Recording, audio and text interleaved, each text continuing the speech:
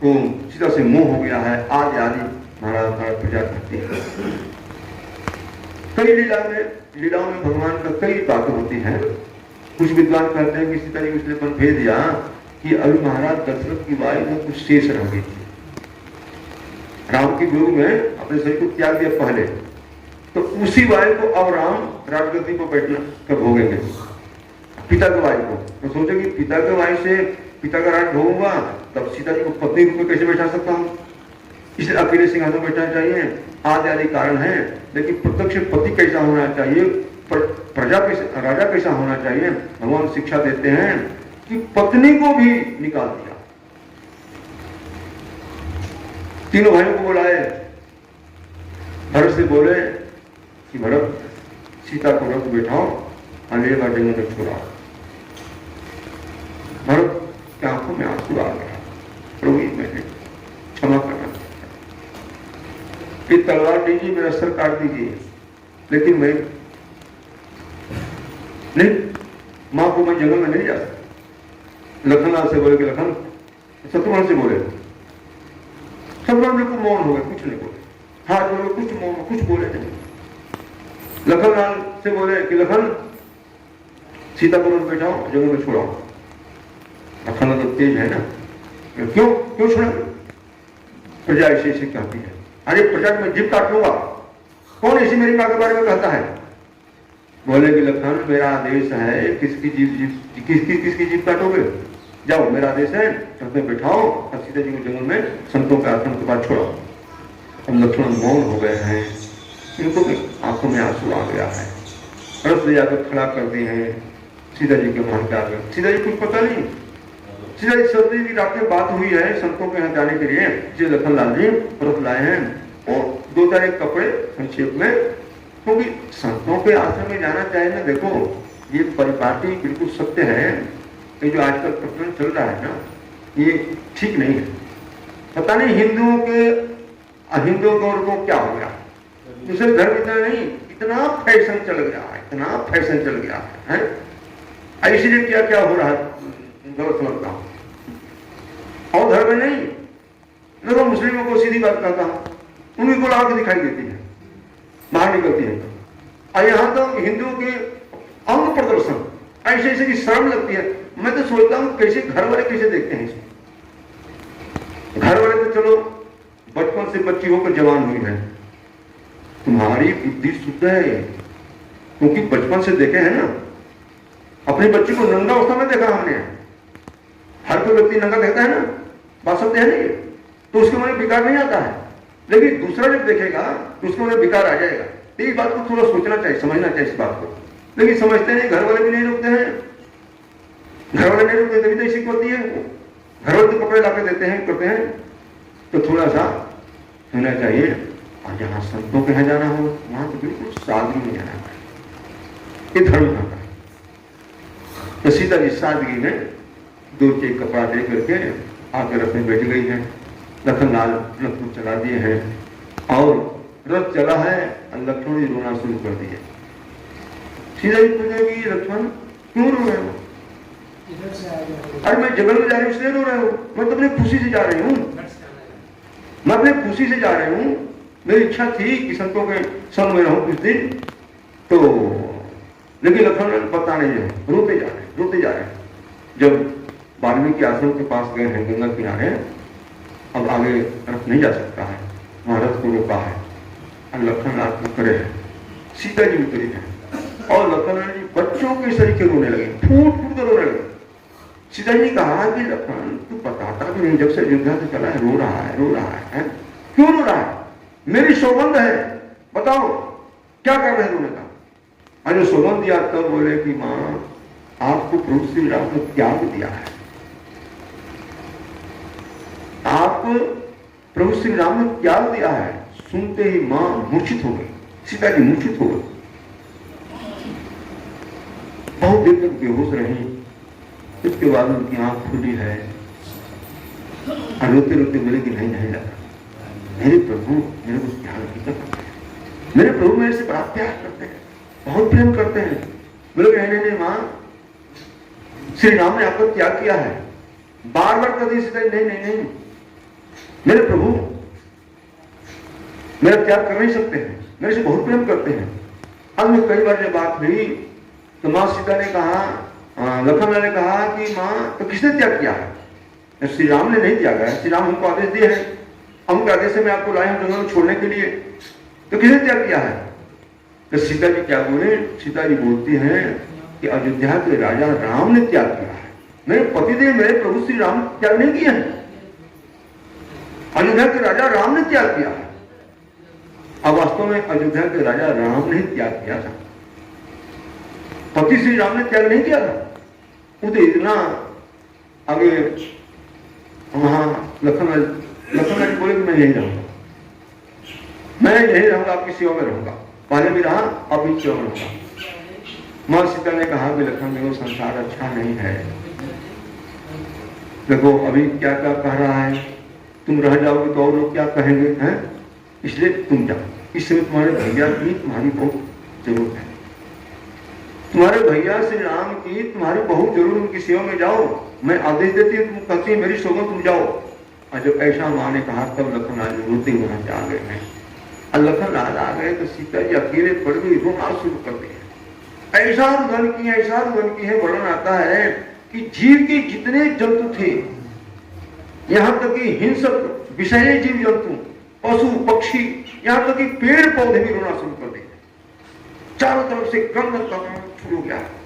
उस समय एक वाल्मीकि का शिष्य आया है, देखा एक अनन्य सुंदरी रो रही है, और उसको घेर करके सिंह, चीता, भेड़िया और सर्प, बिच्छू, यहाँ तक कि पेड़ पौधे सब रो रहे हैं। वो भागा भागा महर्षि वाल्मीकि के पास गया, बोला गुरुदेव लगता है कि वन देवी पर आज विपत्ति पड़ गई है। सीता जी को सोचा कि तो पृथ्वी की है नहीं तो कोई देवी है, कौन देवी है? तो वन देवी है, वन देवी पर कोई भारी विपत्ति पड़ी है और रो रही है। उनकी रोने से सारे जंगल के पशु पक्षी जितने हैं, पेड़ पौधे सब रो रहे हैं। महर्षि वाल्मीकि आए, वो भी जल्दी जल्दी भागे भागे आए, यहाँ देखा लेकिन सीता है, बिल्कुल भाई के पास हाथ पकड़ लिया, बेटी अरे तू तो जनक नंदनी है, मैं तुम्हारा ज्यादा तुम्हारी सेवा में आती थी, मेरी सेवा करती थी, अरे बेटी चलो चलो, तू अपने बाप के घर में आई हो, चिंता नहीं करो, तू अन्यथा नहीं तो अपने बाप के घर में आई हो, चलो। ले गए हैं, वहां एक उनकी शिष्या थी, जिसका नाम बासंती था, और शिष्याओं को सेवा में लगा दिया, इनकी सेवा में रहने की कोई तकलीफ न हो। बासंती विशेष 24 घंटा सेवा में रहती, सबसे मुखिया थी बासंती। और सीता जी राम को याद करके आंखों में आंसू भर रोने लगती, कभी कभी याद स्वाभाविक बात है। तो बासंती सखी थी, ऐसा जब देखती कि सीता जी अपने पति राम को याद करके रो रही हैं, तो और दो चार सुनाती, अरे सीता तुम क्या कर रही हो, ऐसे पति इतना निश्चित तो दुनिया में कोई होगा नहीं पति, तुम गर्भवती थी उसे उन्होंने त्याग दिया, राम तो बड़े कठोर हैं, बड़े निष्ठुर हैं, आदि आदि जो मन में आता सो कहती। सीता जी करे नहीं सकती, ऐसा मेरे प्रभु को नहीं कहा, मेरे स्वामी को ऐसा नहीं, तो मेरे स्वामी बहुत प्रेम करते हैं, ऐसे मेरे बहुत अरे वो तो सुनाती, उसकी समझ में आता ही नहीं, उसको सुनाती, ऐसे आए दिन घटना घटती रहती। एक दिन वही सखी रात्रि का लगभग 10 बज रहा था, 10 से भी थोड़ा ऊपर हो गया था, आश्रम से बाहर निकली और तुरंत बस कुछ थोड़ा शोर सुना थोड़ा, तो बाहर निकली तो देखती है कि एक राजा की चतुर्मुखी सेना पड़ी है। एक सिपाही से पूछा कि भाई कहाँ का राजा है, कहां से आ रहा है, कहां जाएगा? तो सिपाही ने कहा अयोध्या के राजा श्री रामचंद्र हैं, ये कहीं गए थे और अपने राजधानी वापस लौट रहे हैं, आज रात हो गई है, इसलिए आज यहाँ सेना से विश्राम कर रहे हैं, अब प्रातः काल ही अपने राजधानी अयोध्या को चले। तब श्री अयोध्या के राजा श्री रामचंद्र का नाम सुनी हो सकी, रसोई चलो उस निष्ठुर का मुख को थोड़ा देख ले, उस निर्दयी का मुख को देख ले, जब अपनी पत्नी का त्याग किया है, उस अवस्था में जब गर्भवती थी, वह भी दर्शन हो सकता है श्री राम का? कि हाँ दर्शन हो सकता है, राम का दरबार है, आवाज दरबार है, कहीं रोक टोक नहीं होती दरबार। लेकिन इस प्रभु विश्राम में चले गए, इसलिए उनकी निद्रा में विक्षेप नहीं होना चाहिए। उनकी निद्रा में कोई बाधा नहीं पहुंचनी चाहिए। पर्दा हटा करके रेवती पड़ी थी ना, जंगल का मामला है, क्यों दर्शन कर सकते। और वो सखी जब पर्दा हटाए तो क्या देखती है, रोने लगी, आंसू आ गए। श्री राम कुश की चटाई को सो रहे हैं जमीन पर, और दाहिना हाथ छाती पर रख करके निद्रा में सीते सीते सीते नाम ले रहे हैं। अगर राम साधारण थोड़े, सूर्योदय से सूर्यास्त तक सब दीपोती, ये पृथ्वी के एक छत्रपति सम्राट है श्री राम, इतना बड़ा सम्राट, और जमीन पर अकुश की सैया पर सो रहा है, और सोते समय अपनी पत्नी सीता का नाम ले रहा है, कितना प्रेम करता है। अब उसको अपनी गलती का भान हो गया, अब रोते हुए भागी दौड़ी और सीता के पास गई, जाकर बोलेगी, सीते हमको क्षमा कर दो, मैं राम को समझ नहीं पाया, राम आपसे बहुत प्रेम करते हैं, बहुत प्रेम करते हैं, मेरे अपराध को क्षमा करो। तो पति कैसा होना चाहिए, राम से अपनी पत्नी के लिए सब कुछ लगा दे, तन धन मन सब कुछ लगा दे, वो पति है, ऐसा राम ने करके दिखाया।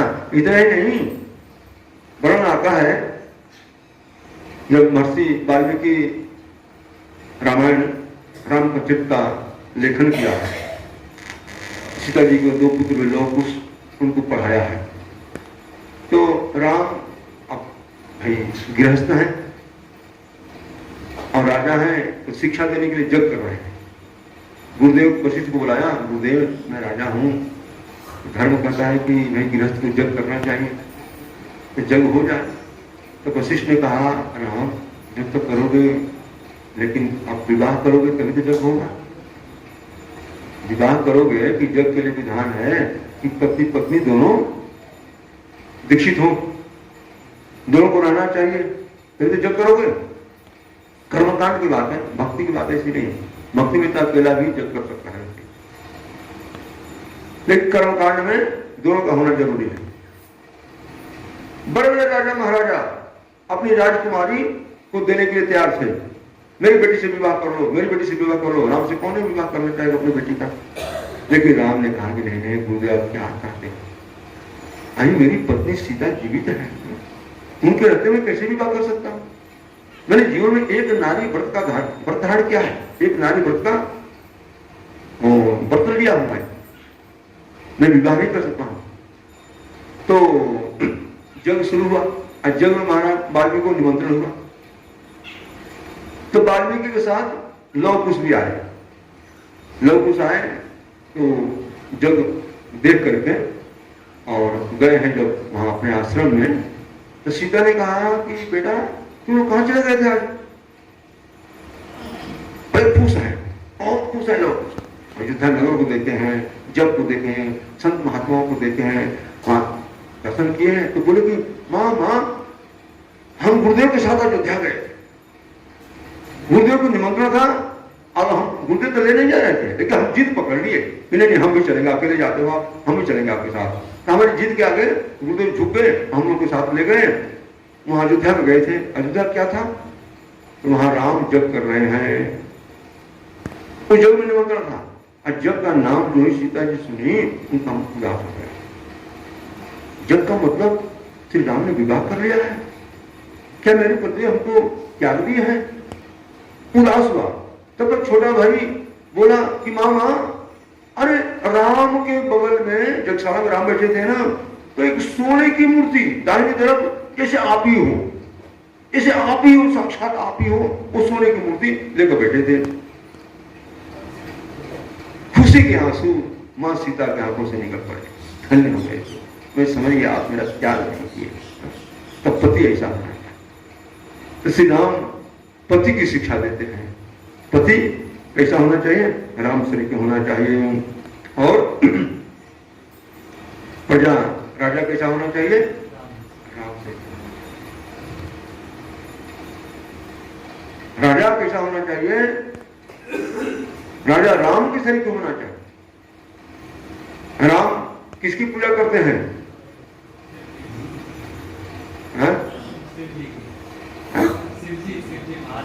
अरे वो बात अलग है, यहाँ राजा की बात हो रही है, वो तो भक्ति भाव से करते हैं ना, राम किसकी पूजा करते हैं? राम राजा है, प्रजा की पूजा करते हैं, राजा का धर्म है। भागवत में लिखा है, वेद व्यास लिखते हैं, लोक उपासित्वा, लोक की उपासना, लोक में प्रजा, प्रजा की उपासना करते हैं। प्रजा की उपासना करते तभी तो एक छोटे जाति के कहने से अपनी प्राणों से प्यारी पत्नी, जिसकी अग्नि में परीक्षा ले चुके हैं, ऐसी पति का क्या कर दिए? राम राजा से थोड़ा आता है। अपना प्रजा जब तक रहेगा तब तक राम राजा आएगा। एक छोटी सी प्रजा के कहने पर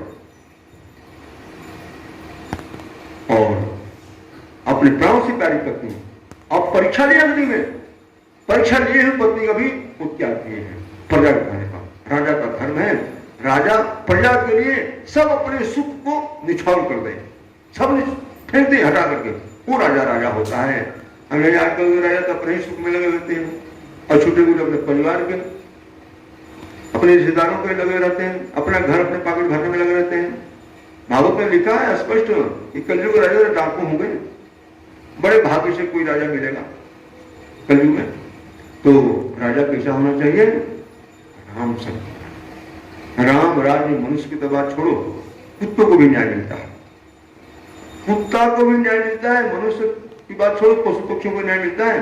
वाल्मीकि रामायण में आता है, राम रोज दरबार में बैठते हैं, कोई किसी के मन में कोई खटका नहीं, कोई लड़ाई झगड़ा नहीं, कोई भेद नहीं, कोई द्वेष नहीं, सब आनंद से अपने अपने धर्म में सब पालन कर रहे हैं, आनंद दे रहे हैं सब, कोई आता नहीं। लेकिन फिर भी राम सुबह से शाम तक जो दरबार का टाइम है उन्हें जाकर बैठते हैं।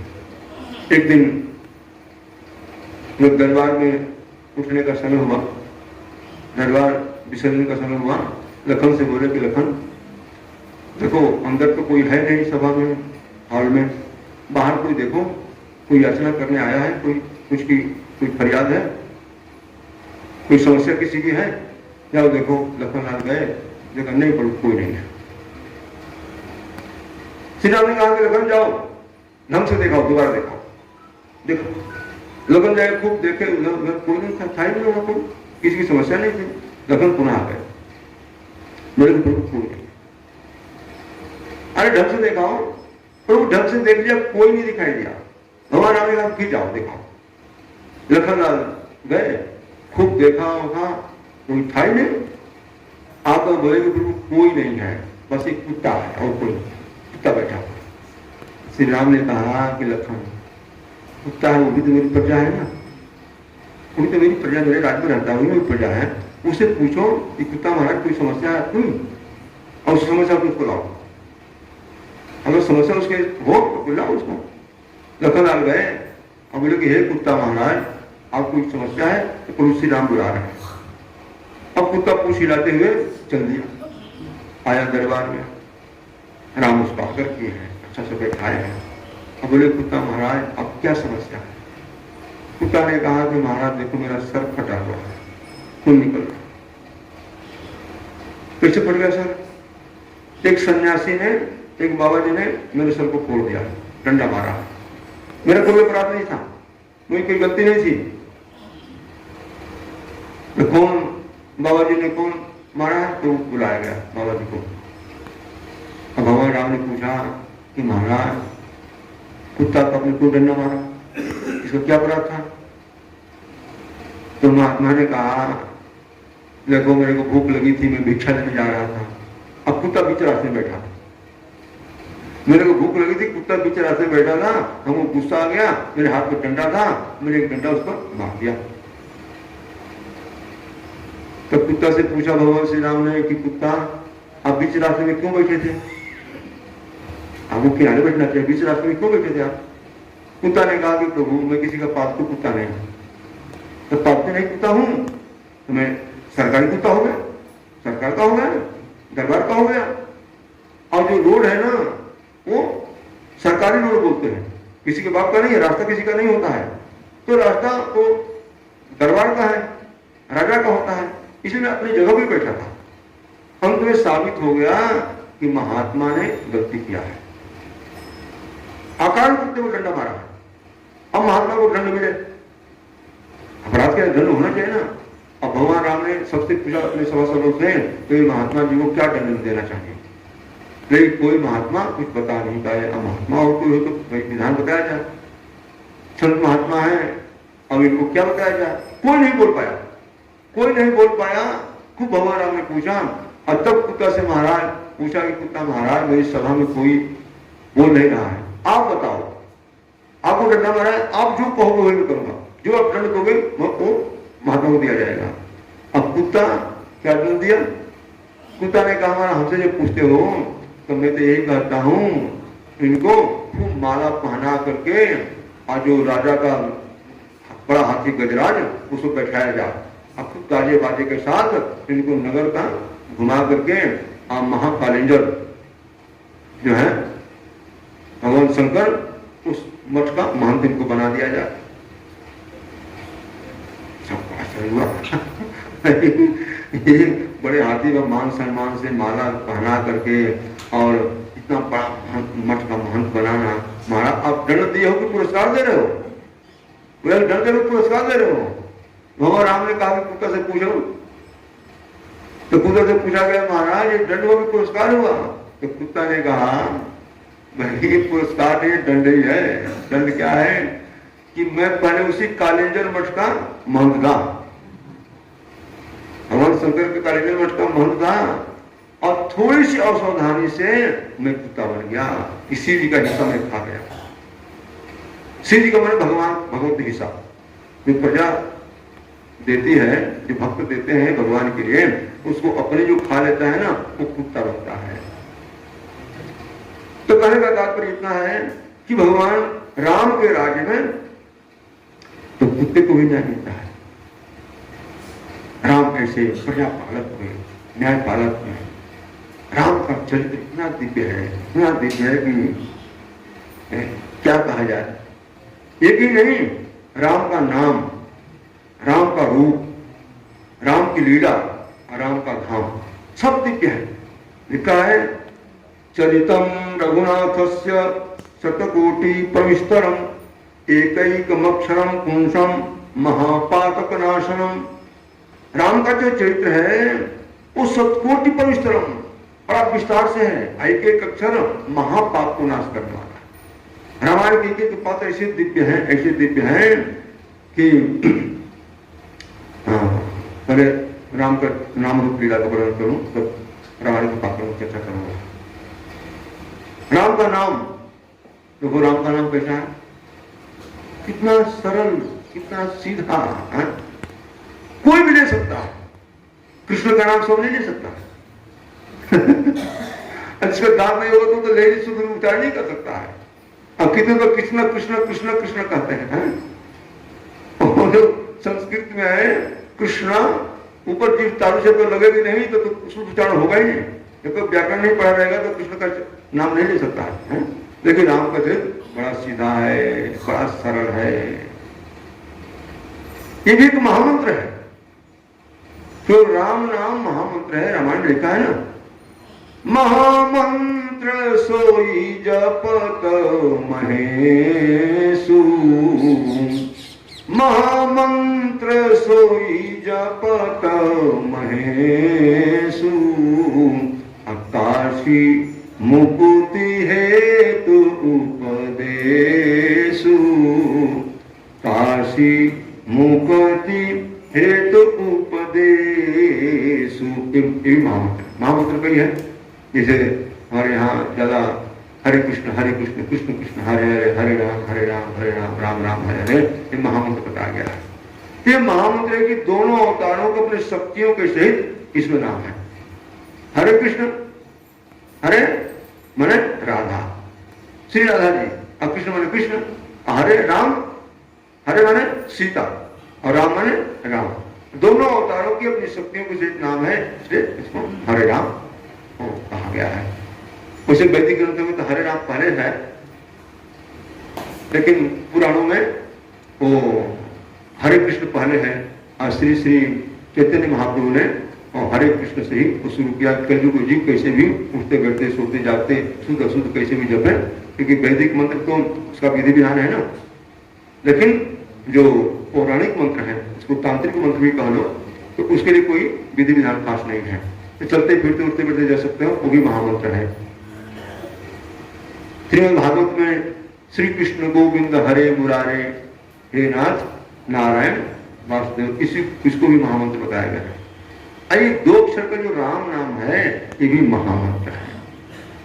महामंत्र ऐसा है कि जोगियों का विषय है, भक्ति की उच्च अवस्था जिसको प्राप्त हो जाएगी ना उसका विषय है। यहाँ उल्टा जब हो जाए उल्टा हो जाएगा। ऐसा कोई भगवान का नाम नहीं है कि उल्टा जब वो असीधा हो जाए। एक राम नाम है, राम नाम की तुलना भगवान का और नाम कोई नहीं कर सकता, सीधी बात है। उल्टा नाम जब तक जाना वाल्मीकि में ब्रह्म समान, इसका प्रमाण है। राम नाम का अगर कोई थोड़ा उनसे अपराध क्षमा हो, थोड़ा तुलना की जाए तो भगवान के किसी नाम से है नहीं। अगर किसी के नाम से है तो किसके नाम से है? किसके नाम से है? राधा नाम से है। राधा भी ऐसा है कि उल्टा जब तो सीधा हो जाएगा। राधा नाम ऐसा है कि राधा राधा कहो तो भक्ति की धारा जीवन बह जाती है। ये राधा नाम है। धारा धारा कहो राधा राधा हो जाएगा और जीवन भक्ति की धारा, प्रेम की धारा वो जीवन बह जाएगी। तो राम नाम की बराबरी भगवान का नाम तो कोई नहीं कर सकता है, लेकिन श्री जी का नाम वो कर सकता है। तो राम नाम की विशेषता है, राम नाम ऐसा है, महामंत्र है। कोई भी पूजा हो, जवान हो, बालक हो, उल्टा जपो चाहे सुल्टा जपो, उससे जपो, पूरा का पूरा फल मिलेगा। और अरूप भगवान का रूप राम का भी बड़ा दिव्य है। ऐसा रूप है राम का रूप का ध्यान करने से रावण शरीर के कलुषित हृदय वाला, कलुषित बुद्धि वाला, उसका हृदय बुद्धि शुद्ध हो गई। रावण शरीर के आदमी भी अगर राम के रूप का ध्यान कर लेता है तो उसकी वो कलुषितता वासना वो समाप्त हो गई। ऐसा वर्णन होता है शास्त्रों में।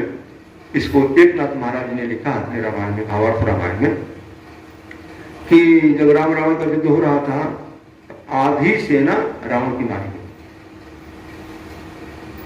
रावण बड़ा चिंतित हुआ, बड़े बड़े वीर धराशायी हो गए, वीरगति को प्राप्त हो गए और कुंभकर्ण को जगाया। और समय में जगा, अभी जागने का समय नहीं हुआ था। अभी थोड़े दिन युद्ध से थोड़े दिन पहले ही सोया था, 6 महीने सोता था, 6 महीने पूरा नहीं हुआ था, जगा गया। और वाल्मीकि रामायण में तो बड़ा भीषण जगा गया। इतने हजारों 10,000 हाथी, इतना शंख बजाया गया, मुगल से मारा गया, क्या क्या किया गया, तब जाकर कहीं जगा। तो जलाया गया, रावण बड़ा उदास है। जगते ही कुंभकर्ण बोला, हे दस कंधर चिंतित क्यों, हरिली हमने मिथिलेश कुमारी, उपभोग किया उसका लखती न कबूँ और हमारी। तो राम का रूप बनाए नहीं किंतु मिली उसमें मुझे हारी। राम का रूप बनावत ही मातु समान लगे सब नारी। रावण बड़ा दुखी था, चिंतित था। कुंभकर्ण जगते बोला कि हे दशकंधर, हे भाई रावण, क्यों इतने चिंतित हो? तुमने सारी बात बता दिया। मैं श्री राम की भार्या जनक नंदिनी का हरण कर लिया, हरण कर लिया। जिस उद्देश्य से हरण किया तुम्हारी मनोकामना पूर्ण हुई। तो बोलता लगती ना और हमारी तब देखती नहीं है। कुंभकर्ण बोला तू तो मायावी है, राम का रूप बना लेता, तुम्हारी इच्छा पूरी हो जाती। बोला भाई लेकिन हार गया इसमें, किंतु मिली मुझमें इसमें हारी। राम का रूप बनाने लगा तो राम का रूप बनाने के पहले राम के रूप का चिंतन तो करूंगा। राम के रूप का चिंतन किया, ध्यान किया। अब जो ही चिंतन ध्यान किया मेरा हृदय तो शुद्ध हो गया। संसार की सब माताएं, सब स्त्रियां मां के रूप में दिखाई दे रही। संसार की समस्त स्त्रियां मां के रूप में दिखाई देने लगी। हमें तो घबरा गया और चिंतन छोड़ दिया। तो राम का रूप का ध्यान ऐसा है, रूप ऐसा दिव्य है, ऐसा दिव्य है। कोई ध्यान करे कैसा कलुषित हृदय वाला होगा, कलिमल से ग्रसित होगा, उसका हित तत्काल शुद्ध हो जाएगा, हृदय निर्मल हो जाएगा। ये राम के रूप की विशेषता है।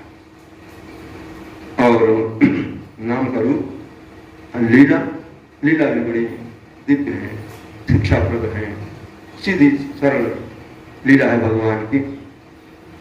और धाम, धाम भी बड़ा दिव्य है। धाम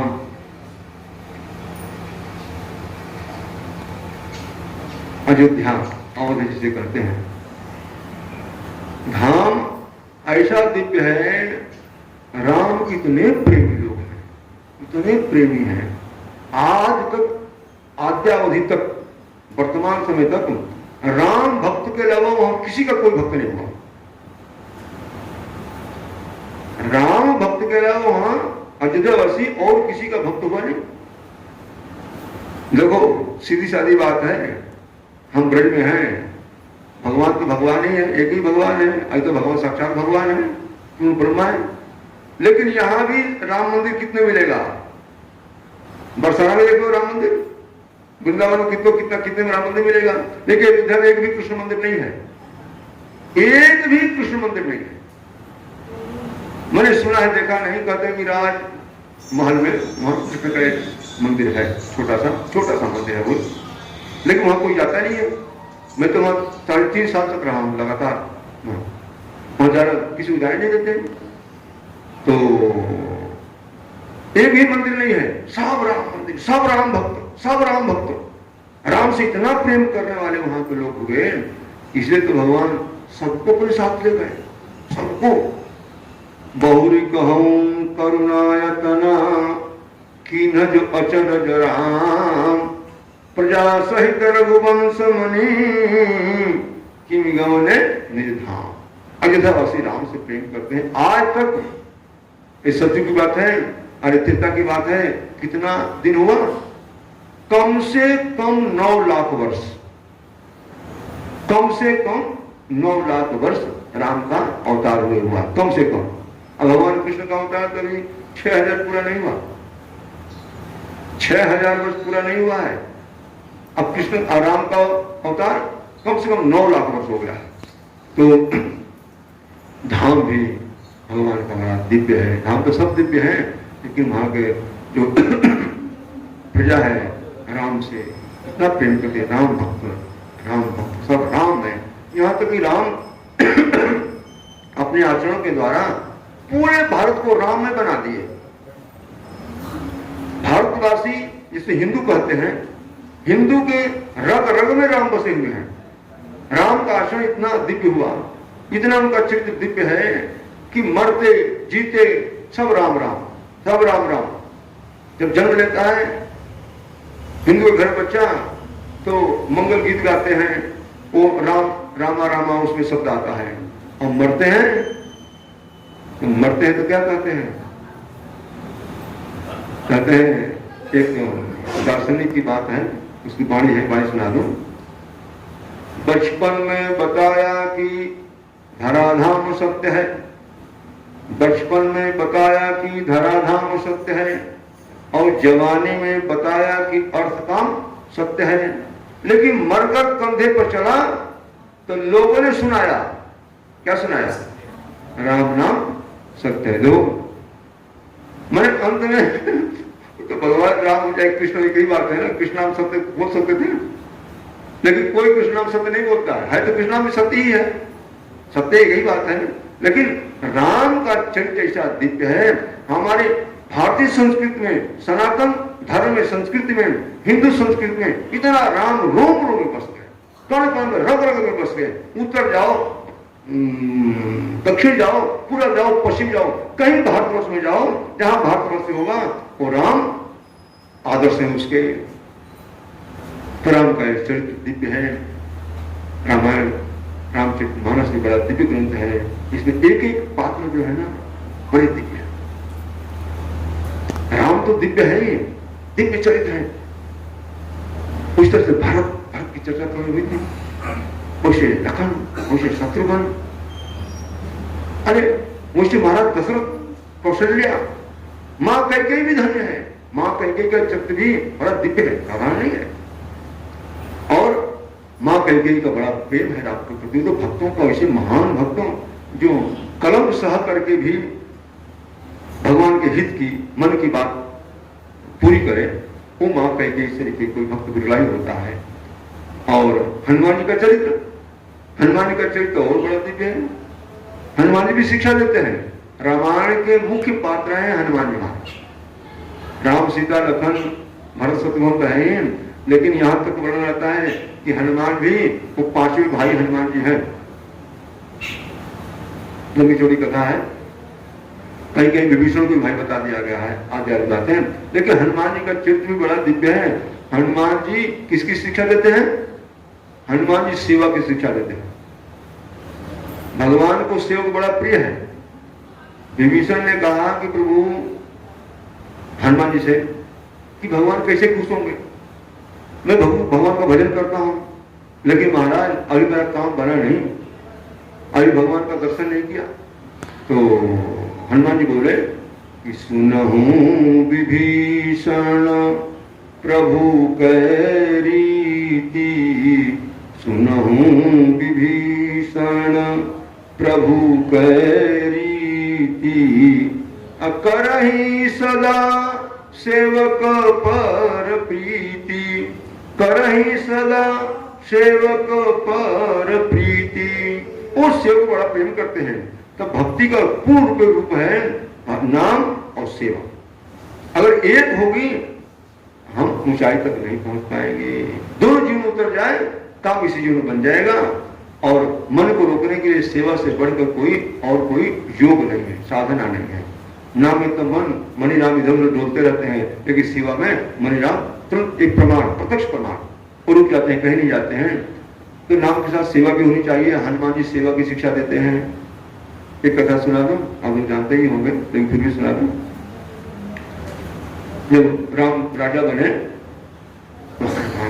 तो यही हमारी गलती होती है।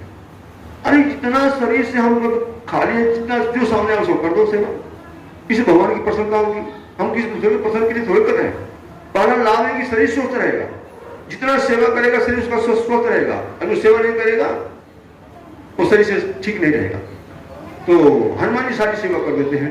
जो लोग सुबह से शाम तक अपने सारी सेवा कर देते हैं, किसी को करने नहीं देते हैं। वो जो करना चाहता है तो आगे आगे कर देते हैं। सेवा तो सेवा, जो बुद्धिमान होगा, विवेकी होगा, भगवान की सेवा सब कुछ करना चाहेगा। तो तीनों भाई आपस में एक बार मीटिंग की, विचार विमर्श किए कि भाई ये हनुमान जी सारी सेवा कर लेते हैं, हम लोग तो व्यर्थ हो गए, हम लोग भी सेवा करनी चाहिए, तो सेवा बंटवारा होना चाहिए। तो तीनों भाई ने आपस में विचार किया कि प्रभु श्री राम से अनुमति लो कि सेवा का बंटारा हो जाए, अपनी अपनी सेवा सब करें, उसे सुचारू से चलेगा। तो लखन लाल बोले कि प्रभु अब देखो सेवा का बंटवारा हो जाए तो अच्छा रहे, अपने समय से सब शांति से सेवा कर लें। तो राम ने कहा ठीक है, आप लोग ऐसे मत जी। तो तीनों भाई भरत लखन शत्रुघ्न मिल करके सेवा का बंटवारा किए। अब बंटवारा करके राम के सामने लिस्ट पकड़ा दी है। और राम लिस्ट पकड़ करके देख करके अब मन मन मुस्कुराने लगे। लखन खड़े हाथ जोड़कर मुस्कुराते हुए बोले कि लखन इसमें तो हनुमान जी का नाम ही नहीं है, इसलिए तो हनुमान जी का नाम नहीं है। लखन बोले कि प्रभु कोई सेवा बची नहीं, कोई सेवा बचे तब तो हनुमान का नाम हो, कोई सेवा बची नहीं। हनुमान जी चरणों में थे, हनुमान जी चरणों में थे। हनुमान जी कहा कि प्रभु तेरा लिस्ट हमको भी देना, मैं भी जरा देख लूं हमारा। अब पकड़ा दिया। हनुमान जी देख के ऊपर से नीचे तक, हनुमान जी महाराज साधारण थोड़े हैं। ज्ञानिनाम अग्रगण्यम बुद्धिमताम वरिष्ठम, बुद्धियों में श्रेष्ठ, बुद्धिमानों में श्रेष्ठ है, ज्ञानियों में अग्रगण्य है। हनुमान जी बोले कि प्रभु उसमें सेवा निकाल लिया। प्रभु जो सेवा बची होगी हमारी होगी ना, ठीक है, सेवा बंटवारा हो गया, तीनों भाई में बंटवारा कर लिया, लेकिन सेवा जो बची होगी हमारी होगी ना। भगवान राम ने लखन की तरफ देखा, लखन लगा तो मन में था कोई सेवा बची ही नहीं है, कोई सेवा बची होगी तब तो हनुमान लेंगे। लखन बोला हाँ, जो सेवा बची होगी वो हनुमान की होगी। हनुमान ने कहा कि प्रभु शास्त्र संत कहते हैं कि जो प्रिय आदमी, जो मेरे प्रिय हो, प्राणों के समान प्रिय हो, वो जम्हाई ले तो चुटकी बजाना चाहिए, अन्य तो उसकी वायु कम हो जाती है। तो प्रभु आप तो हमारे प्राणों से प्रिय हो, आप जम्हाई लोगे तो इसे सेवा किसी के हिस्से में आई नहीं है, लिखा ही नहीं है, ये सेवा हमारी हुई ना। अब लखन को तो हाँ कहना ही पड़ेगा, तो कोई चारा ही नहीं है। बोले हाँ ठीक है। अब आपकी सबकी सेवा का तो समय है, कोई सुबह करता है, कोई दोपहर में करता है, कोई शाम को करता है, लेकिन हनुमान की सेवा का तो कोई समय नहीं है कि कब जम्हाई आ जाए, चुटकी नहीं मिलेगी तो सेवा से वंचित रह जाएंगे। इसलिए पूरा दिन भर सुबह से शाम तक भगवान की सेवा पर रहे।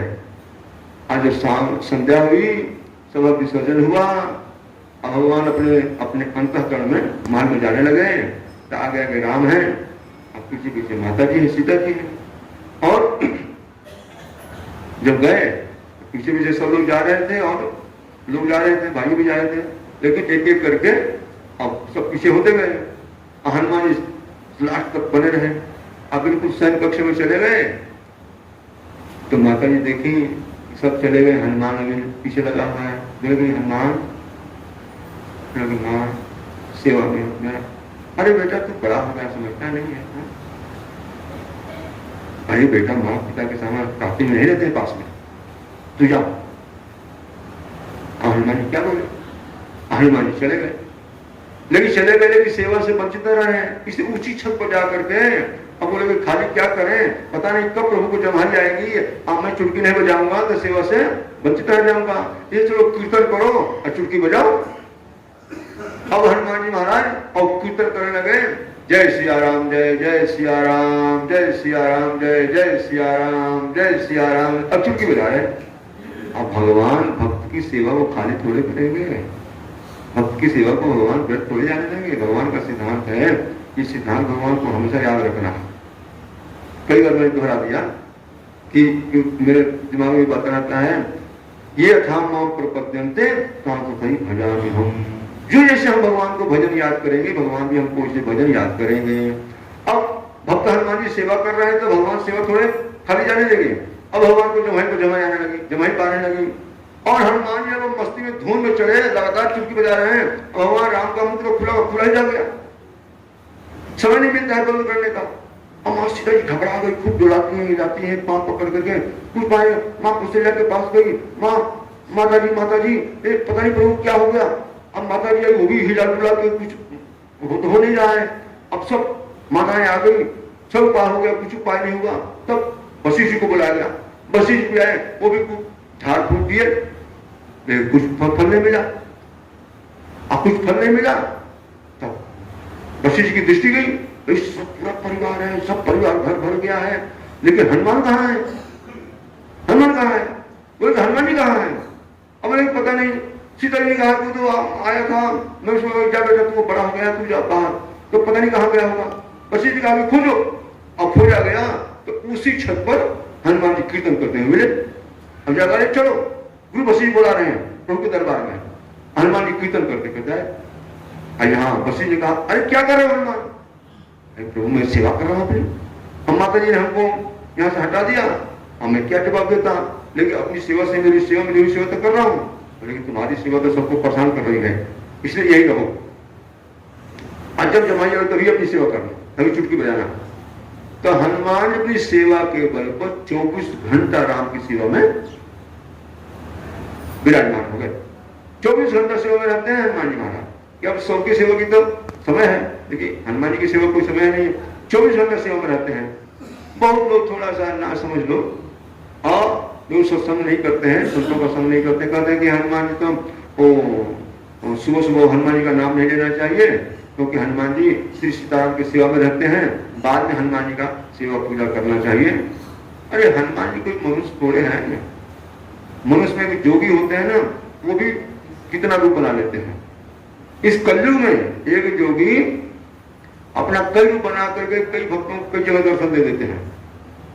हमारे गुरुदेव योगी सम्राट सिद्ध रहा महाराज थे, ऐसा कितना अनुभव किया है। और जोगियों की बात है, एक भक्त के भी ऐसा हो जाता है।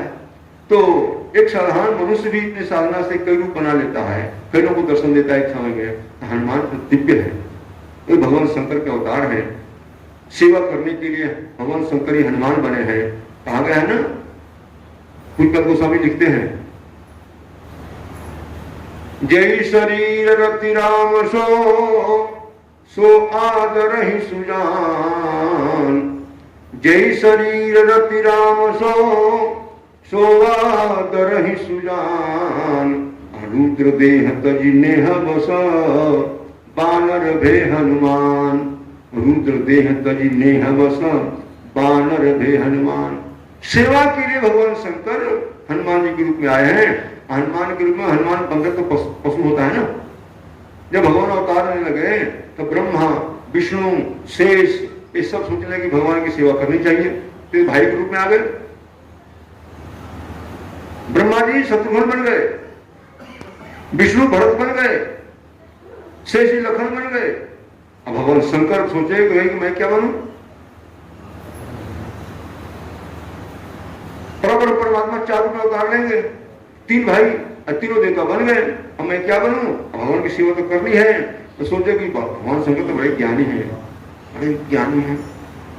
उन्होंने अपनी बुद्धि से कहा कि मैं अगर मनुष्य बनता हूं तो मनुष्य सेवा लेने की सीमा रहेगी, इसलिए मैं चलो पशु बनता हूं।